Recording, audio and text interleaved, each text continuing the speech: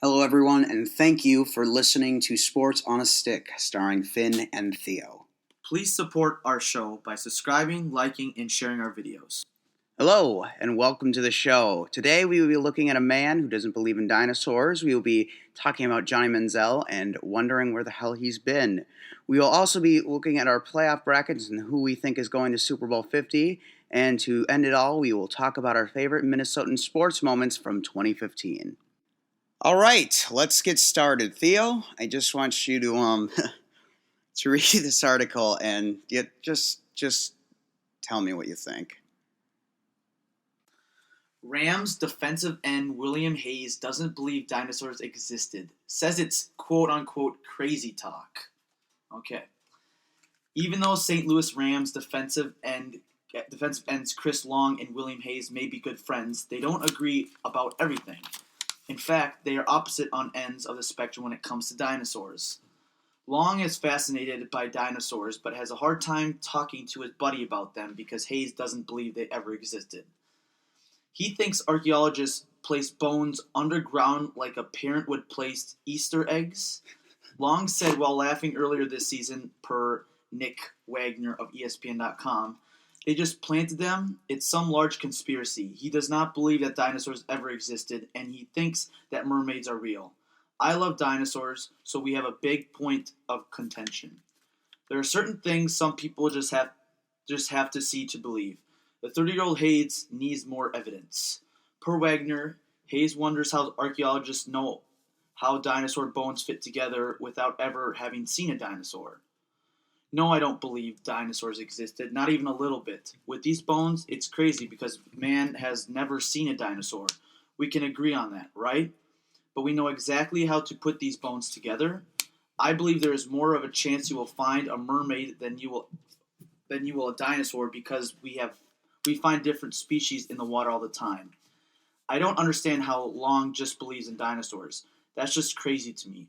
We know they died. We know what a T-Rex eats. That don't sound crazy to you.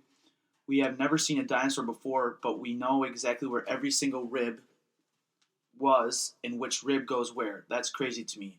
Wagner noted that the back and forth may have started as a joke. However, he also wrote that the defensive end vehemently refuted that long ago existence of dinosaurs. It's interesting that Hayes said it's possible mermaids could be real, though he was just arguing there's more of a chance they exist than dinosaurs ever having walked the earth. That, though, it is entirely different discussion for a different time. Now that Hayes has made his argument, you be the judge. Did dinosaurs exist? Okay. So, I mean, I don't know how smart this man is, William Hayes, what his GPA was and all that, but dinosaurs clearly existed and mermaids don't.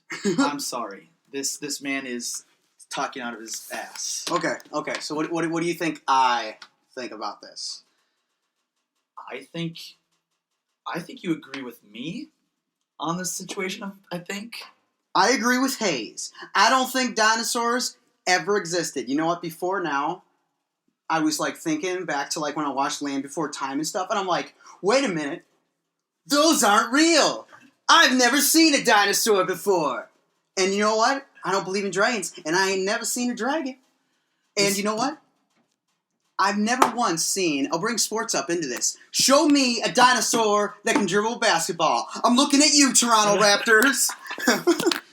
It's so dumb. This also reminds me of this is kind of off the topic of sports, but this also reminds me of the Friends episode where Phoebe doesn't believe that evolution exists, and Ross is trying to drain it in her head. Oh, just reminds me of that. She's like, the whole evolution thing, I'm just, Yeah. But I know. I will just say, all I can say is he did not go to college because he has a high IQ. That's true. We'll just put it there. All right, Theo. This is something you wanted to talk about, Johnny Manziel. So I will let you. I'll let you try to sort of introduce this next topic. I mean, I could talk about it probably. Well, Many of you know that he likes to drink and have a good time. So the Saturday before a game, he supposedly went to Vegas, and the next day he didn't show up for his like medical exam, whatever, is because he supposedly has like a concussion and he needs to go to like a protocol of the NFL. He didn't show up for that, and there's been past videos of him drinking and saying some shit that doesn't really matter, but he's just talking and people recording him, and now Cleveland says they're so done with him and they're ready to move on, and the 23-year-old quarterback said he also wanted to go to Dallas, but I don't know if Dallas wants that headache, but Jerry Jones does like to make business decisions and sell more tickets, so I could definitely see them trading for Johnny Manziel. Okay, so that's like your whole view on the situation, I guess you would say. I guess I would say I can see the argument from both like parties, as in Browns and Manziel, and I will just say, it would be easy to jump the gun and be like, Manziel's a horrible guy. All he does is party and yada yada. I will say right now, not even remotely is that the worst thing that an NFL player has done. Aaron Hernandez has murdered people, so... True. And I mean, when it comes to partying, let's be real here. What's worse, domestic violence or partying? Let's just weigh those. I will say, though, from the Browns' perspective, it's not the fact that he's partying. I think, like, if you don't acknowledge that all your players are going out to nightclubs and doing stuff like that is dumb, I think it's the fact that he just blatantly lied to their face and said, no, I wasn't partying and stuff like that. But I'll also say, like, Johnny Manziel, he's got on the fortunate spectrum of being such a news case that people are going to be following him 24/7. Because I did read that Las Vegas thing. I don't know if you clicked on it. But it's like the actual story was, supposedly, he was spotted in Las Vegas. I haven't seen any pictures or anything. Yeah. But that night, apparently, he posted on Instagram a picture of him in Cleveland, sitting, like, chilling on Saturday with his dog. And it was, like, said that this post was on Cleveland. So it's just like, it's unfortunate for him, and I think in the end, it's like the Browns don't want him, and he clearly, he skipped out on the medical exam, so he clearly does not want to be with the Browns. I don't know if Dallas is going to take him or not, but... Yeah, according to the owner, Manziel was not going to play Sunday against the Steelers because he was in the NFL's protocol and head injuries, but Manziel was required to be at the stadium, but the owner wasn't quite sure about his whereabouts, and this is a quote. I'm not exactly sure where Johnny is, Haslam said Sunday night. Haven't talked to him. I know our football people will be on top of that. So I don't know if they're extremely worried about this, but I think they're definitely going to move on from Johnny Manziel, and I wouldn't be surprised if they take a quarterback in this year's draft, but they should not be taking one in the first round because their history of quarterbacks is just, like, atrocious. Just look at that one. You know what? I want to try to. If I can't post the picture, I'm gonna at least try to like post it on our Facebook or something, because there's an infamous jersey that has the number 2 on it, and it's like in a store or something, and it has like all the Browns quarterbacks' names, and it keeps crossing them out, and the duct tape line just keeps getting bigger and bigger. Yep, that's it. That's it, right there. It has about...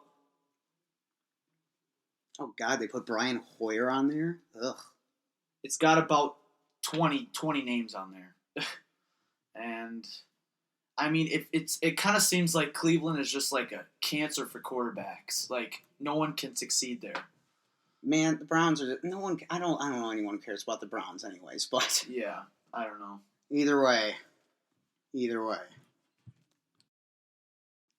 Okay, so now we're going to look at the playoff brackets we made. I will go first. First, we have in the wild card, we have the Chiefs, who made it, and they're going to be going up against the Texans. The Texans definitely did a good job. I didn't think they were going to make the playoffs at all, to be honest. But they managed to do it. And they have good defense, but their offense is the part that's lacking. And against the Chiefs' D, and it ain't just going to cut it. So the Chiefs will be moving on to the next round, and they will be facing off against the Broncos. The Broncos, I would not even, like, that's just... they're not. They do not look like a number one AFC seed to me. They got lucky. New England screwed it up, and because they don't, they're an injury-ridden team at this point. But let's just put it this way: everyone was being like, Peyton Manning's the GOAT, and he beat a mediocre San Diego team by by 1 touchdown. It's just like, yeah, that's where you're. Come on. So the Chiefs will go on to try and compete for a chance at the Super Bowl. On the other end, we have the Bengals and going at the Steelers. Well, I mean, the Steelers going at the Bengals. The Bengals at one point, I would say, would beat the Steelers, but they don't have Andy Dalton, and he was a very big necessity for where they are right now. And unfortunately, I don't think their quarterback's going to cut it. So I will say the Steelers will win and go on to the next round. This might be a part where I disagree, where you disagree with me, however. The Pats have not looked the same since they've lost some key players, and Julian Edelman being a big one. And the Steelers, they lost Le'Veon Bell, and everyone was like, oh, they can't make it to the playoffs, and they're here, and they've just, every time I've been like, I think the Steelers aren't that good. They just proved me wrong and beat a team that I thought they were going to lose to. Obviously, you could point out, well, they lost to the Baltimore Ravens. And I'm like, yeah, but the Pats just lost to the freaking Dolphins. The Dolphins. So I will pick the Steelers to move on to try to compete for the Super Bowl, which means in the AFC we will have the Chiefs and the Steelers. I am super happy to say this. Let me actually say first, it's a really interesting scenario because we have 2 teams that lost arguably their best players. If we'll look at it, you're kind of nodding in, but I'm like, Le'Veon Bell and Jamal Charles are arguably the best players, and they're both lost to injury. And at that point, they were both like, oh, both teams are out of playoff contention, but they made it. But I'm very excited to say I do think the Chiefs are going to the Super Bowl. I'm super pumped to say about that because I like the Chiefs. I've always liked them. So, we'll go on more on the Super Bowl part later. But let's go to the NFC. A little different scenario than we initially would have thought because the Packers and Vikings ended up fighting for an NFC title. I'm a little more happier than the outcome, which you may think. Even though my Packers lost, you don't have to face the Seahawks. So it's going to be the Redskins trying to beat the Packers at home. And I would say, the other day there was part of me that would be like, the Packers can't beat the Redskins. But in the fourth quarter, we almost made a comeback, and I saw the Packers offense that I know and love. I saw them. I saw life. That's all I wanted from yesterday's game. Which, I will actually say we are filming this on Monday. I'm not sure when this is coming up, so technically it was yesterday. So on Sunday, last Sunday's game, I'm making a mess of the whole thing. But I do think the Packers will defeat the Redskins and move on. However, that would mean that they are going up against the Carolina Panthers, and I don't think there is a chance in hell that they are going to beat the Panthers. They're just too good right now, and Cam Newton, oh my lord. Go to Vegas, people. And dude, he's something. Game. I know, I'm like, he's something else. He is something else right now. So the Panthers will move on and try to go to the Super Bowl. Now, the Vikings will be going up against the Seahawks. I hate them. And as much as it pains me, the Seahawks are probably going to win. I hate it, and I hope I'm wrong about this. If AP is somehow, by miraculous decision, listening to this podcast, break some wings, AP. Break some Seahawk wings. All right, so the Seahawks will be going up against the Cardinals. This is the match where I'd be like, the Cardinals will wipe the floor with the Seahawks. That's not how it looks like anymore. I don't think it's going to be as big of a margin as last Sunday's game, but I think the Cardinals are going to lose, and the Seahawks will be going against the Panthers for a chance at the Super Bowl. I don't think, however, that they're going to beat the Panthers. I think the Panthers have the necessary defense with, Viking tenured player Jared Allen in their midst. I think that they'll be able to stop the Seahawks' little offense And I don't think that the defense is going to be able to stop Cam. I just don't. So I do think Super Bowl 50 will be against Chiefs going with Panthers. And, yeah, I'm super happy about that because go Chiefs. All right. We do have a few similarities, but actually I feel like ours are completely different here. So I'm going to start off with the AFC. Steelers against the Bengals, and of course, like Finn said, if the Bengals have to start McCarron, they're in for a long game because the history of Alabama QBs in the NFL is not good about winning games. So I have the Steelers winning that match and facing the Patriots in the second round. All right, the Chiefs and the Texans. I'd like to first apologize to J.J. Watt for being on a kind of a mediocre team. I wish he was on a better team, like maybe the Packers, maybe the Vikings. Wink, wink, nudge, nudge. But so yeah, I'm gonna definitely roll with Alex Smith and the great defense of the Chiefs to play the Broncos. All right, so going to the NFC here, I have this one. This is probably complete bias here, Seahawks, Vikings, but I'm gonna pick the Vikings here. And I hope you're right. I feel like they're okay. Screw them. It's not gonna be 38-7 like it was this past month or whatever, but I feel like we have a little momentum from winning the NFC North, and just don't count us out. That's all I gotta say. Just don't count us out. Okay. So I have us playing the Cardinals, and then Packers, Redskins. I hate to say this, but I'm rolling with A-Rod and the Packers against the Redskins because I just don't have any faith in anyone but Kirk Cousins. I mean, you like that, Kirk? You like that? I'm picking the Packers. Okay, so now the second round of the AFC here. Steelers against the Patriots. I'm rolling with Tom Brady and the Patriots. There's just something about them in the playoffs that you just can't count them out. So I'm going to pick the Patriots. And I'm with you on the Chiefs and Broncos here. I'm picking the Chiefs. I mean, they have won 7 straight. 10. Yeah, 10. Dude, that just blows me away. And they're doing this without Jamal Charles, so that's just even more impressive. Props to them for that. Dude, their defense is just so... Like, they got that, Marcus Peters in the 7th round? And I'd like to talk to the Vikings organization, which chose Trey Waynes over Marcus Peters. Terrible, terrible. I'm happy about it. Yeah, okay.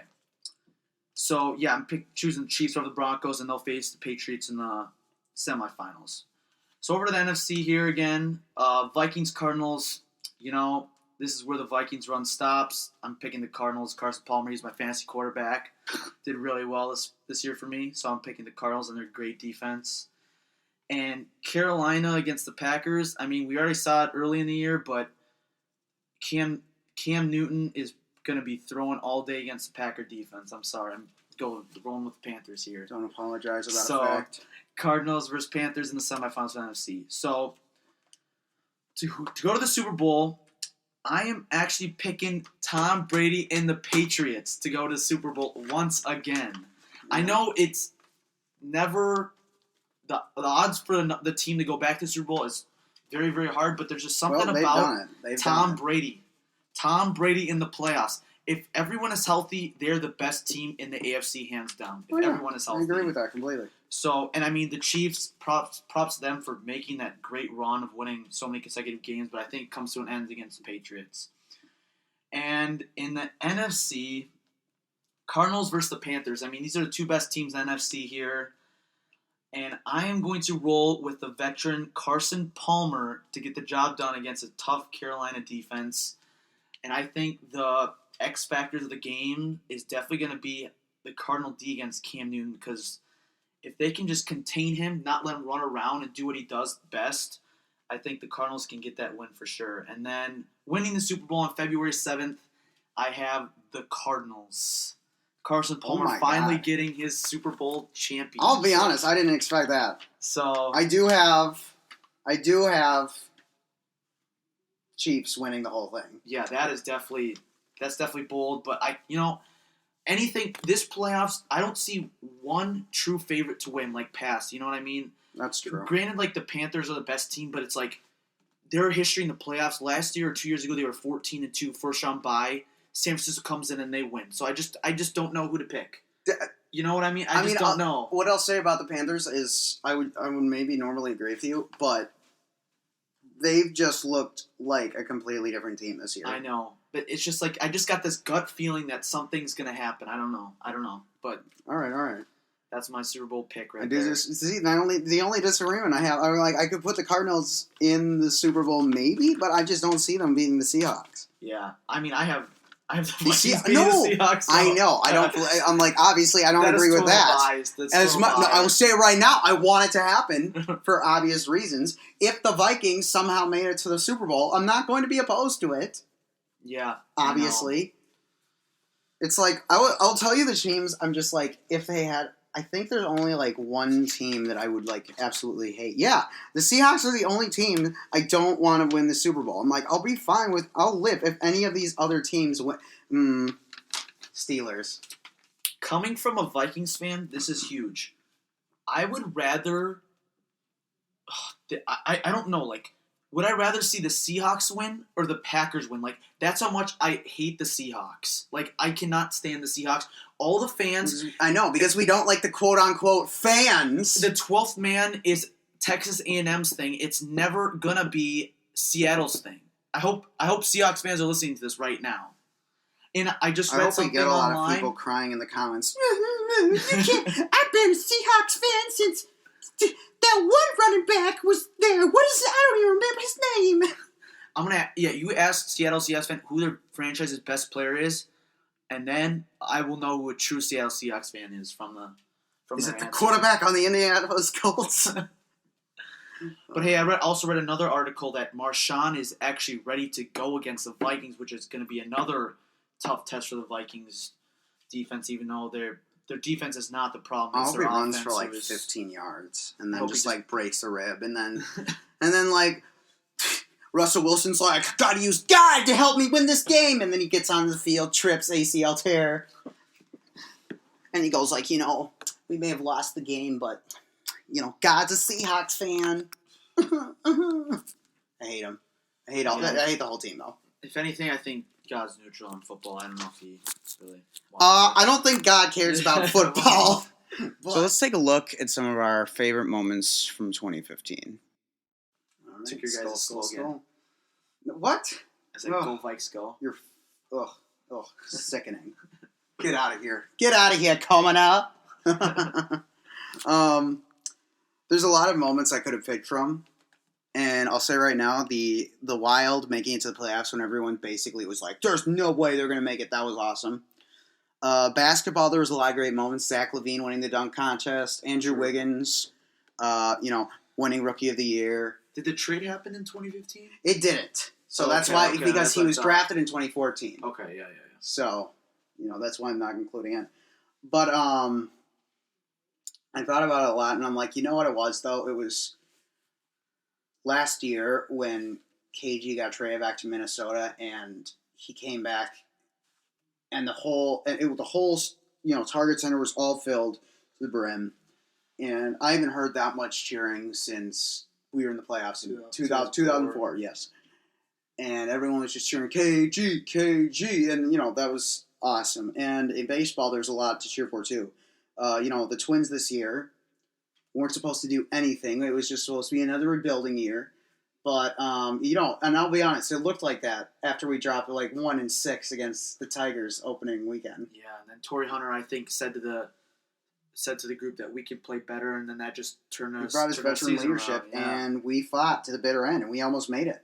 And, say what you want, you didn't make the playoffs, but we did way better than anyone thought we were going to do.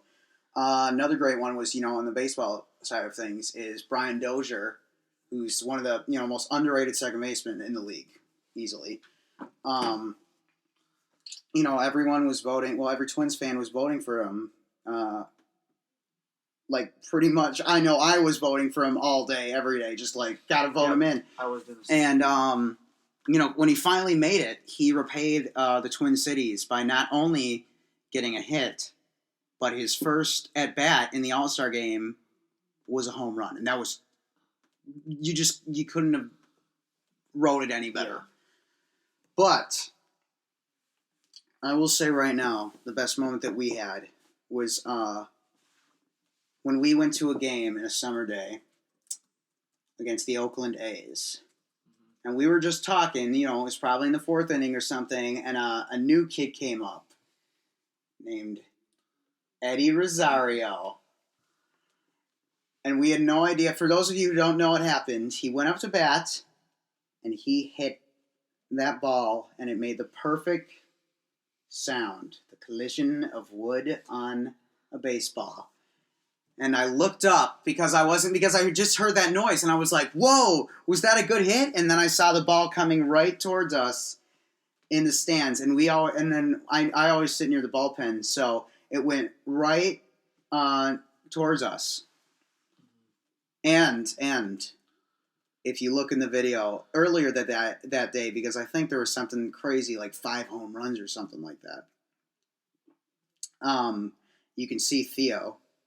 Do you remember this? I do remember this. Trying to reach for one of the home run balls. I think it was like Escobar or something. Eduardo Escobar. I had no chance of getting it, but of course I just tried reaching for it. No, who cares? I can see us more easily on the video. It's not big, but I'm like, you know what?